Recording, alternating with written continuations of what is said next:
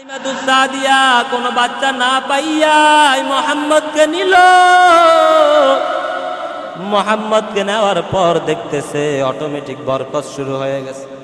হালিমাতুস সাদিয়া আশ্চর্য হয়ে গেল। হালিমাতুস সাদিয়া বলে এটা কোনো সাধারণ বাচ্চা না। হালিমাতুস সাদিয়া মুহাম্মদ নবীকে নিয়ে যখন তাদের গ্রামে যখন রওনা দিবে, ওটের উপর যখন উঠে ওই বাহনে উঠার পরে দেখতেছে তাদের বাহনটা আগের তুলনায় অনেক জোরে চলতেছে। চলতে চলতে দেখতেছে তার সাথে যেই মহিলারা বাচ্চা নেওয়ার জন্য আসছে তারা তো বাচ্চা নিয়ে অনেক আগে রওনা দিছে। হালিমাতুস সাদিয়া তো দুর্বল, এই জন্য তারা হালিমাতুস সাদিয়াকে রেখে চলে গেছে। কিন্তু দেখতেছে হালিমাতুস সাদিয়া এখন তাদেরকে ওভারটেক করে যাইতেছে। সবাই তো আশ্চর্য হয়ে গেছে, ঘটনা কি? আসার সময় পড়েছে সবার পিছনে, এখন তো সামনে যাইতেছে। সবাই ডাক দিয়া বলতেছে, ও হালিমা,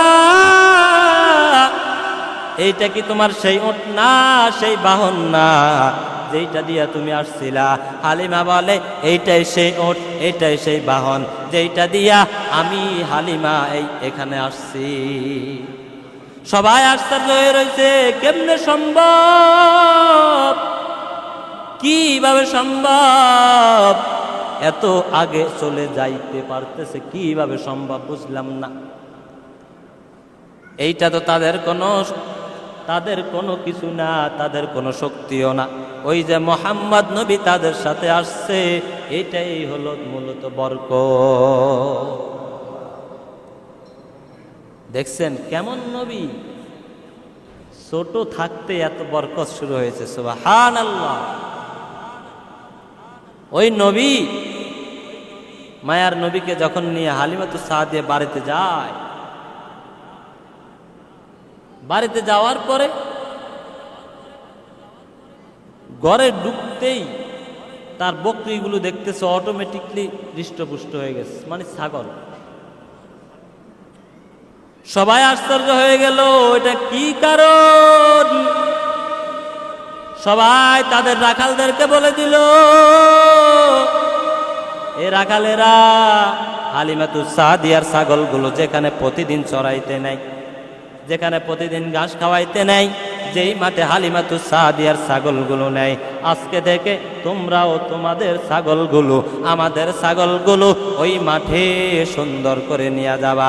তাহলে হইতে পারে ওই ছাগলগুলো যেইভাবে দুধ দেয় আমাদের ছাগলগুলো এইভাবে দুধ দিবে। কিন্তু বলেন তো দেখি, ওই ছাগলগুলো আর এই ছাগলগুলো যদি একই মাঠে যতই ঘাস খাক না কেন, যতই সুন্দরভাবে খাওয়াক না কেন, এইটা কি কখনো সম্ভব হবে কিনা? কিন্তু রাখালগুলো কথাও শুনে সেইভাবে নেয়, সেইভাবে ছাগলগুলোকে ঘাসও খাওয়ায়। কিন্তু দেখতেছি তারপরেও তাদের ছাগলের মতো হৃষ্টপুষ্ট হয় না, ওগুলোর মতো দুধও দেয় না। সবাই বলে কারণটা কি বুঝলাম না। কিন্তু কারণ তো বুঝে আসবে না, কারণ তাদের ঘরে তো আর মোহাম্মদ নাই, তাদের ঘরে তো মায়ার নবী নাই, তাদের ঘরে তো বিশ্ব নবী নাই, যার কারণে তাদের ঘরে তো বরকত আসে না। কথা বলেন ঠিক কিনা? হালিমা বলেন, এই বাচ্চাকে আমি যতদিন আমার কাছে রাখলাম ততদিন এইভাবে অলৌকিক ঘটনা দেখলাম। লালন পালনের সময় যখন শেষ হয়ে যায়, নিয়ম হলো তখন নিয়ে দিয়ে আসবে। কিন্তু হালিমাতুস সাদিয়া বলে এই বাচ্চাটাকে দিয়ে আসতে মন চায় না, কিন্তু তারপরেও তো করার কিছু নাই, দিয়ে আসতে হবে, করার কিছু নাই, নিয়ম অনুযায়ী কাজ করতে হবে। হালিমাতুস সাদিয়া ওই বাচ্চাটাকে নিয়ে আমিনার কাছে চলে যায়। যাওয়ার পরে শুনলো ওখানে একটা মহামারী চলতেছে, মহামারী রোগ। হালিমাতুস সাদিয়া চিন্তা করছে, জায়গা একটা সুযোগ পাইলাম, এই উসিলাই যদি আবার নিয়ে যাইতে পারে। হালিমাতুস সাদিয়া বলে, আমিনা, তোমার এই বাচ্চাটা এত বরকতময় বাচ্চা, আমার মন চাই না বাচ্চাটা তোমাদের কাছে রেখে যায়। তবে যেহেতু মহামারী চলে, আমি বাচ্চাটাকে আবার একটু নিয়ে যাওয়ার একটা সুযোগ দাও। আমেনা বলতেছে ঠিক আছে নিয়ে যাও, কোনো সমস্যা নাই। আবার বাচ্চাটাকে যখন নিয়ে যাওয়ার পরে এইবার বাচ্চাটাকে হালিমাতুস সাদিয়া লালন পালন করতেছে। যখন হালিমাতুস সাদিয়া এই বাচ্চাটাকে যখন লালন পালন করতেছে, কিছুদিন পরে তার দুধ ভাই আব্দুল্লাহ ওই মাঠে ছাগল নিয়ে যায়। একদিন মোহাম্মদ নবী বলে, ও আম্মা জান, আমার এই দুধ ভাই কোথায় যায় প্রতিদিন? বলে, এই তোমার দুধ ভাই আব্দুল্লাহ প্রতিদিন ছাগল নিয়ে মাঠে যাই। বলে, তাহলে কালকে থেকে আমিও যাব। হালিমা বলে, ঠিক আছে যাবা, কোনো সমস্যা নাই, তবে সাবধানে চলাফেরা করিও। হালিমাতু সাদিয়া পরের দিন মোহাম্মদ নবীকেও পাঠাইয়া দিলেন আব্দুল্লাহর সাথে, দুধ ভাই আব্দুল্লাহর সাথে। ওই যখন পরের দিন মাঠে পাঠাইয়া দেয়, ওই যখন মাঠে পাঠাইয়া দেয়, মাঠে পাঠানোর পরে আব্দুল্লাহ দেখতেছে সাদা পোশাকধারী দুইজন লোক এসে মোহাম্মদকে জমিনে শোয়াইয়া পেটটাকে বুকটাকে বিদীর্ণ করে ফেলেছে। দুধ ভাই আব্দুল্লাহ দেখে ভয় পেয়ে গেল। দুধ ভাই আব্দুল্লাহ দৌড়াইয়া মায়ের কাছে যায়, বলে, ও মা জান, আমার দুধ ভাই মোহাম্মদকে এইভাবে দেখলাম, দুইজন সাদা পোশাকধারী লোক এসে তাকে জমিনে শোয়াইয়া বুকটাকে বিদীর্ণ করে ফেলেছে, সাথে সাথে তোমার কাছে আমি ডরে চলে আসলাম। হালিমাতু সাদিয়া ভয় পেয়ে গেল, কেন, কি হইছে, হঠাৎ কেন এমন হইল? হালিমাতু সাদিয়া দৌড়াইয়া মাঠে চলে যায়। মাঠে যাওয়ার পরে দেখতেছে মোহাম্মদ নবী সুন্দরভাবে বসে রইছে। হালিমাতু সাদিয়া বলে, ও মোহাম্মদ, কি হয়েছে, কোনো সমস্যা হয়েছে নাকি? মোহাম্মদ নবী বলে, ও আম্মা জান, আমি দেখলাম সাদা পোশাকধারী দুইজন লোক আমার কাছে এসে আমাকে জমিনে শোয়াইয়া কি যেন আমার পেটটাকে এইভাবে বিদীর্ণ করে ফেলে, আর পেট থেকে কি যেন বের করলো, আবার কি যেন পেটের মধ্যে ঢুকাইলো, আমি বুঝলাম না কিছুই। হালিমাতু সাদিয়া ভয় পেয়ে গেল। হালিমাতু সাদিয়া মোহাম্মদ নবীকে নিয়ে একটা জ্যোতিষীর কাছে চলে গেল। ওই জ্যোতিষীর কাছে যাওয়ার পর জ্যোতিষী মোহাম্মদ নবীকে দেখে চিৎকার মারলো, কারণ জ্যোতিষী মোহাম্মদ নবীকে দেখে চিনে ফেলছে এই শেষ নবী। হালিমাতু সাদিয়া তার চিৎকার শুনে আরো ভয় পেয়ে গেল, কি হয়েছে? ওই জ্যোতিষী চিল্লায়া বলতেছে, কে আসো, তাড়াতাড়ি আসো, এই বাচ্চাটাকে তাড়াতাড়ি দুনিয়া থেকে বিদায় করে দাও, কারণ এই বাচ্চাটা এক সময় এই ধর্ম কিছুই রাখবে না, আমাদের এই ধর্মটাকে শেষ করে দিবে, এটাই হলো সেই বাচ্চা। হালিমাতু সাদিয়া বলে, আমি আমার বাচ্চাকে তোমার কাছে আনলাম চিকিৎসার জন্য, কিন্তু এখন তো দেখলাম তোমাকে আগে চিকিৎসা করানোর দরকার, তোমাকে আগে ঠিক করানো দরকার। হালিমাতু সাদিয়া মোহাম্মদ নবীকে নিয়ে বাড়িতে চলে যায়। বাড়িতে যাইয়া চিন্তা করতেছে, মনে করছি মোহাম্মদ নবীকে আরো কয়দিন রাখবো, কিন্তু দেখতেছি একের পর এক এইভাবে ঘটনা ঘটতেছে। হালিমাতু সাদিয়া এইবার ওই বাচ্চাটাকে নিয়ে আমেনার কাছে চলে যায়। আমেনা বলতেছে, ও হালিমা, তুমি না অনেক আগ্রহ করে বাচ্চাটাকে নিয়ে গেলা, কেন এইভাবে আবার তাড়াতাড়ি দিয়া গেলা? আমেনা বলতে এই কথা, আমেনা বলার পরে হালিমা বলতেছ, আমেনা, আমি তো মনে করছি বাচ্চাটাকে আরো কয়দিন রাখবো, কিন্তু এইভাবে একের পর এক এইভাবে ঘটনা ঘটতেছে। ও আমেনা, আমার তো এখন ভয় লাগে, কিভাবে রাখবো? এইবার আমেনা বলে, ও হালিমা, তুমি তো মাত্র এই কয়টা ঘটনা দেখছো, কিন্তু আমি এই বাচ্চা যেই দিন থেকে পেটে আসছে ওই দিন থেকেই বহুত ঘটনা দেখছি। আমেনা এবার মোহাম্মদ নবী ওই যে পেটে আসার পর যেসব ঘটনা ঘটছে সবগুলো আস্তে আস্তে এবার বলতেছে। এইবার আর কি করবে? আমেনার কাছে বাচ্চাটাকে রেখে গেল। রেখে যাওয়ার পরে বাচ্চা এখন মোটামুটি একটু হাঁটতে চলতে পারে। আমেনা কান্না করতেছে। কেন কান্না করতেছে? আমেনা কান্না করতেছে, বলে, মোহাম্মদের আজ বাবা নাই, যদি মোহাম্মদের বাবা থাকতো তাহলে মোহাম্মদকে নিয়ে বিভিন্ন জায়গায় ঘুরতে যেত, মোহাম্মদকে নিয়ে বিভিন্ন অলিতে গলিতে ঘুরত, বাবার হাত ধরে মোহাম্মদ সন্তান বিভিন্ন জায়গায় ঘুরতে যাইতো, কিন্তু আজ মোহাম্মদ নাই, কার সাথে ঘুরবে? আল্লাহ পাক রব্বুল আলামিন বলে, আমেনা কেন কান্না করো? কান্না করার দরকার নাই, কোনো কান্না করিও না, কারণ একটু সময় হইতে দাও, অপেক্ষা করো। তোমার সাথে হলো সন্তানের সম্পর্ক, আর আমার সাথে হলো মাহবুবিয়াতের সম্পর্ক। ও আমেনা, একটু ধৈর্য ধরো। এই মুহাম্মদকে তার বাবা যদি থাকতো, দূরে আর কোথায় ঘুরতে নিয়ে যাইতো? মক্কার শহরে তো নিয়ে যাইতো, আর কোথায় নিত?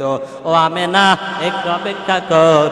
এই মুহাম্মদকে আমি আমার সাথে সাক্ষাৎ না করায়া ছাড়ব না। আসমান জমিন সব ঘুরাইব, সাত আসমান লৌহ কলম সব কিছু ঘুরাইব, জান্নাত জাহান্নামেও এনে ঘুরাবো। ও আমেনা, মুহাম্মদের বাবা থাকলে তো এখানে আনতে পারবে না, কিন্তু আমি আল্লাহ এই মুহাম্মদকে সব কিছু ঘুরাইয়া তারপরে আবার দুনিয়াতে পাঠাবো। যেটা নবীদের মেয়ারাজ হয়েছে, জানেন না? আমরা সবাই জানি। মেয়ারাজে নবী জান্নাত জাহান্নাম দেখছে কি দেখে নাই? আল্লাহর সাথে সাক্ষাৎ হয়েছে কি হয় নাই? আসমানে গেছে কি যায় নাই? গেছে। আমেনা কান্না করে। আল্লাহ বলবে, কান্না করার দরকার নাই, বাবা থাকলে কোথায় আর ঘুরাতে, কত দূর নিয়ে যায়? আমি আল্লাহ এগুলো সবগুলো ঘুরাই ছাড়ব। সুবহানাল্লাহ, কেমন নবী আমরা পাইছি! ও গো নবীর উম্মতেরা,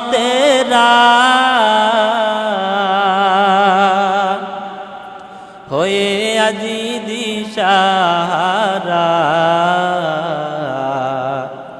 কোরআন হাদিস ছেড়ে চলো যখন যাহা চাই মনে, নবী বিনে কেউ তো রবে ফুলসিরাত মিজানে, নবী বিনে কেউ তো রবে ফুলসিরাত মিজানে।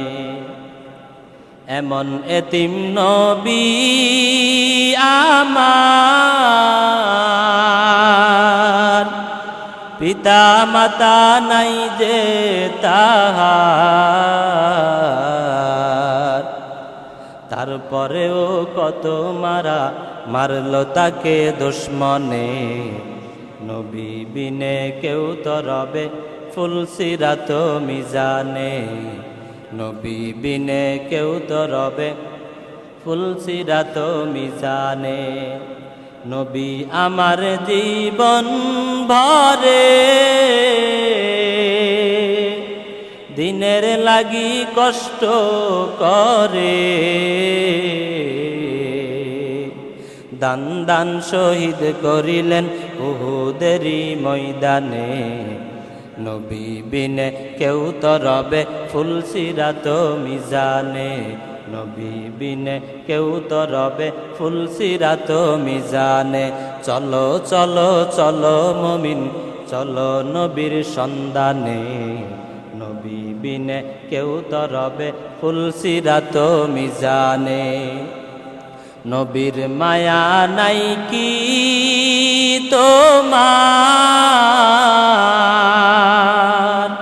কেমন দুঃখ দেও যে আবার,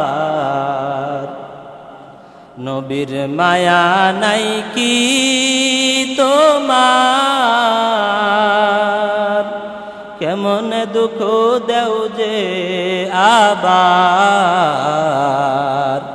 দুরুদ পড়ো স্মরণ করো, দুরুদ পড়ো স্মরণ করো, প্রথম গাটি কাফনে, নবী বিনে কেউ তো রবে ফুলসিরাত মিজানে, নবী বিনে কেউ তো রবে ফুলসিরাত মিজানে। ও গো নবীর উম্মতেরা, হয়ে আজি দিশাহারা,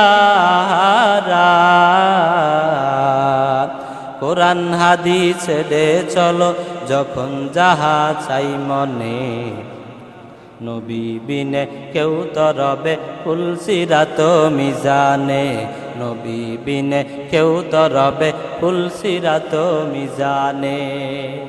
চলো চলো চলো মুমিন, চলো নবীর সন্ধানে, নবী বিনে কেউ তো রবে পুলসিরাত মিজানে। নবী ছাড়া কেউ থাকবে ওই দিন? কিয়ামতের দিনও ওই কিয়ামতের ময়দানে সব নবীরা নিজের চিন্তা করবে, কিন্তু আমার আপনার নবী নিজের চিন্তা করবে না। আমার আপনার নবী ওই কিয়ামত